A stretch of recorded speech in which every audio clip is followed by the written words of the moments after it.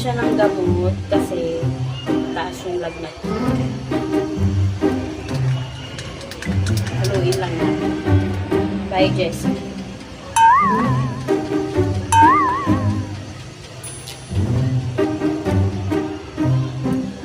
Natapon yung gamot. Ano na yan? Wala ka ng gamot.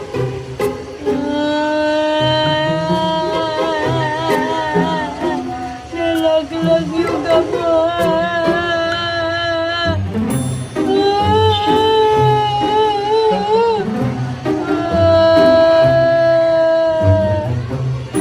Ayaw mo umiyak?